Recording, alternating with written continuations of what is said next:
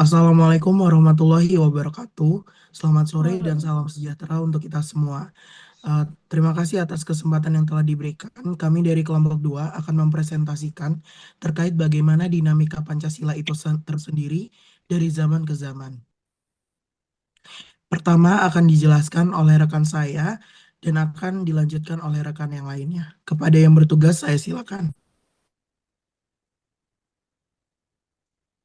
Baiklah, Pancasila berasal dari bahasa Sanskerta, yaitu panca yang berarti lima dan sila yang berarti dasar, asas, atau prinsip. Dengan demikian, Pancasila berarti lima dasar atau lima prinsip pokok yang menjadi landasan kehidupan berbangsa dan bernegara. Pancasila tidak lahir secara tiba-tiba, melainkan melalui proses panjang yang melibatkan pemikiran para pendiri bangsa atau the Founding Fathers. Secara resmi, Pancasila disahkan sebagai dasar negara Republik Indonesia dalam Saiding Pancasila Persiapan Kemerdekaan Indonesia atau PPKI pada 18 Agustus 1945. Kelima sila yang tertuang dalam pembukaan UUD 1945 bukan hanya sekedar rangkaian kalimat, tetapi mencerminkan cita-cita luhur bangsa Indonesia yang majemuk sekaligus menjadi komponen yang mampu menyatukan perbedaan. Oke, baik. Saya akan menunjukkan rumusan. Jadi Pancasila dalam konteks sejarah perjuangan bangsa Indonesia berarti menelusuri rumusan Pancasila sepanjang sejarah bangsa Indonesia. Pancasila baru mulai dirumuskan pada zaman penjajah Jepang oleh para pejuang bangsa yang ada dalam Badan Penyelidikan Usaha Persiapan Kemerdekaan Indonesia atau biasa disebut BPUPKI. Rumusan Pancasila yaitu yang pertama rumusan Mohyamin secara lisan, yang kedua ada rumusan Mohyamin secara tertulis, yang ketiga ada rumusan Profesor Supomo, yang keempat ada rumusan Insinyur Soekarno, yang kelima rumusan Panitia 9 atau Piagam Jakarta, yang keenam rumusan dalam pembukaan Undang Dasar 1945. Yang ketujuh, rumusan dalam pembukaan Konstitusi RIS 1949. Dan yang terakhir, rumusan dalam pembukaan Undang-Undang Dasar sementara 1950. Baik, selanjutnya mengenai sejarah, yaitu pada Pancasila pada masa sebelum kebangkitan nasional dan kemerdekaan. Sebelum kemerdekaan, bahkan sebelum era kebangkitan nasional, belum ada rumusan dan nama Pancasila. Tetapi nilai Pancasila telah ditumbuhkan dan hidup di tengah-tengah masyarakat pada masa sebelum kebangkitan nasional. Pada masa ini, nilai-nilai Pancasila telah tumbuh subur dan diakui kebenarannya oleh masyarakat Nusantara. Bangsa Indonesia merupakan sebuah bangsa yang lahir di era postkolonial. Selanjutnya, pada masa kebangkitan nasional sampai kemerdekaan, ialah ada pelopor pergerakan kebangkitan nasional yang merupakan sebuah organisasi yang berbasis kebudayaan, yaitu Budi Utomo yang didirikan oleh beberapa tokoh antara lain Dr. Wahidin Sudirohusodo pada 20 Mei 1908. Setelah berdirinya Budi Utomo pada 20 Mei 1908, maka lahir berbagai organisasi seperti Serikat Dagang Islam pada tahun 1909 yang dipelopori oleh Hos Cokro Aminoto yang selanjutnya bertransformasi menjadi pergerakan yang lebih politis yaitu Sarekat Islam. Selanjutnya pada Pancasila pada era Orde Baru yaitu Lama dan Reformasi melalui sidang PPKI pada tanggal 18 Agustus dipilihlah Insinyur Soekarno dan Muhammad Hatta sebagai Presiden dan Wakil Presiden Indonesia. Secara umum, fase waktu setelah kemerdekaan dibagi atas 3 fase utama, yaitu masa pemerintahan Presiden Soekarno, masa pemerintahan Presiden Soeharto, dan masa pemerintahan reformasi oleh Presiden B.J. Habibie.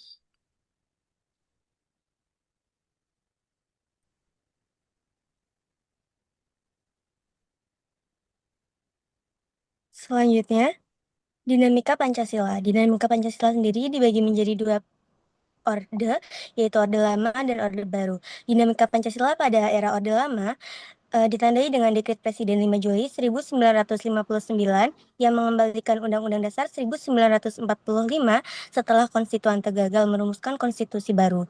Konsep demokrasi terpimpin menekankan kekuasaan tertinggi berada di tangan presiden. Namun, sistem demokrasi terpimpin membuat Pancasila kehilangan sifatnya sebagai ideologi terbuka. Pancasila sering dijadikan alat legitimasi politik untuk memperkuat kekuasaan presiden. Selanjutnya, dinamika Pancasila pada era Orde Baru.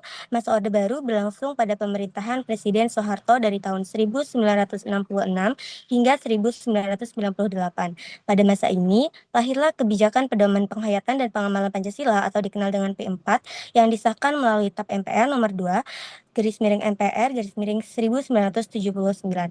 P4 berisi pedoman praktis untuk menerapkan nilai-nilai Pancasila dalam kehidupan sehari-hari, baik dalam bidang politik, ekonomi, sosial, maupun budaya. Dinamika Pancasila pada era reformasi. Era reformasi yang dimulai tahun 1998 lahir sebagai respon terhadap praktik penyelenggaraan negara pada masa Orde Baru. Ketetapan MPR yang memperkuat kedudukan Pancasila. Yang pertama, ketetapan MPR RI nomor X nomor 11 garis miring MPR garis miring 1998 tentang hak asasi manusia. Kemudian ketetapan MPR RI nomor 5 garis miring MPR garis miring 2000 tentang penetapan persatuan dan kesatuan nasional. Yang ketiga, ketetapan MPR RI nomor 6 garis miring MPR garis miring 2001 tentang etika kehidupan berbangsa.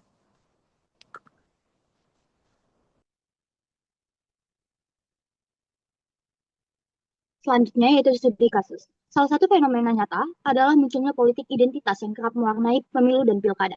Perbedaan pilihan politik seringkali berubah menjadi polarisasi sosial yang tajam, bahkan merusak ikatan persatuan. Media sosial menjadi ruang baru di mana ujaran kebencian serta hoaks dan isu sara dengan mudah menyebar, sehingga menimbulkan sikap intoleransi di tengah masyarakat. Kondisi ini jelas bertentangan dengan semangat Pancasila, terutama sila ketiga yaitu tentang persatuan Indonesia, serta sila kelima yaitu tentang keadilan sosial. Di sisi lain, generasi muda yang tumbuh di era digital lebih akrab dengan budaya global dibandingkan dengan nilai-nilai kebangsaan. Hal ini membuat Pancasila sering dipandang sekedar hafalan dalam pelajaran sekolah, bukan hanya panduan hidup yang nyata. Padahal Pancasila masih sangat relevan, misalnya dalam menumbuhkan toleransi, gotong royong, serta sikap adil di tengah keragaman. Studi kasus ini menunjukkan bahwa dinamika Pancasila di era sekarang bukan lagi soal perebutan tafsir politik seperti masa Orde Baru, melainkan soal bagaimana menjaga agar Pancasila tetap hidup dan relevan. Pancasila tidak cukup hanya dihafalkan tetapi harus dipraktikkan, terutama dalam menghadapi intoleransi, korupsi, serta krisis moral yang muncul di era modern ini.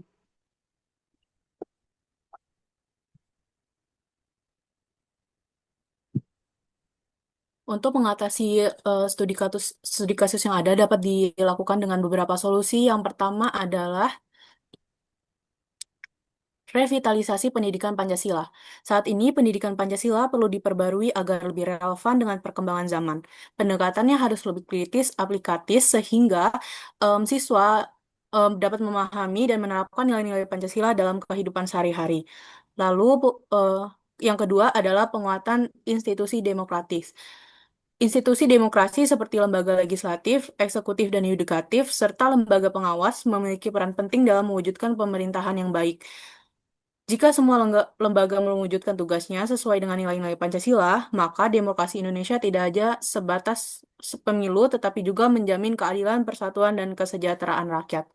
Yang ketiga, implementasi nilai Pancasila dalam kebijakan publik. Pemerintah, baik di tingkat pusat maupun daerah, perlu memastikan bahwa setiap kebijakan yang dibuat selalu berpijak pada nilai-nilai Pancasila. Sebagai contoh, program pembangunan harus dilaksanakan secara merata agar tidak menimbulkan kesenjangan antar wilayah. Selain itu, kebijakan publik juga harus dirancang untuk memperkuat rasa kebersamaan dan solidaritas sosial di tengah masyarakat.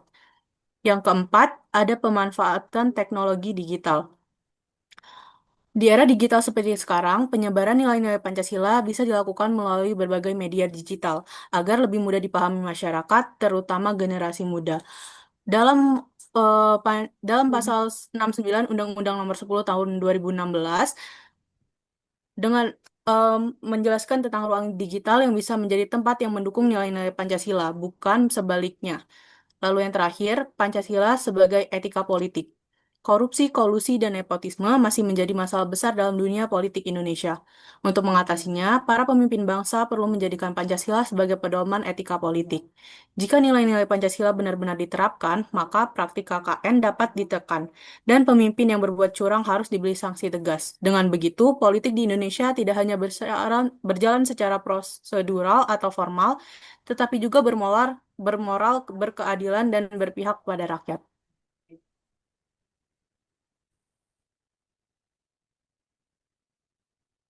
Baik, pada bagian kesimpulan ini saya akan menjelaskan poin-poin utama mengenai Pancasila sebagai dasar negara dan pandangan hidup bangsa Indonesia. Pancasila sebagai dasar negara dan pandangan hidup bangsa Indonesia merupakan hasil dari proses panjang perumusan nilai-nilai fundamental yang telah mengakar dalam kehidupan masyarakat Nusantara. Kajian historis menunjukkan bahwa pembentukan Pancasila melibatkan berbagai pemikiran dan perdebatan intensif di antara para pendiri bangsa, terutama dalam sidang BPUPKI yang beranggotakan 69 orang dari berbagai latar belakang, termasuk perwakilan perempuan.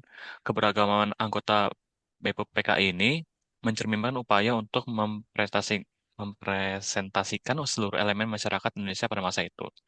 Lalu, kajian sejarah Pancasila tidak hanya penting sebagai pengetahuan historis, tetapi juga sebagai fondasi untuk memahami dan mengimplementasikan nilai-nilai Pancasila dalam konteks kekinian. Pemahaman yang mendalam tentang sejarah Pancasila akan membantu masyarakat Indonesia untuk tetap berpegang pada nilai-nilai luhur bangsa sambil beradaptasi dengan perkembangan zaman, sehingga dapat mewujudkan cita-cita nasional dalam membangun Indonesia yang bersatu, berdaulat, adil, dan makmur.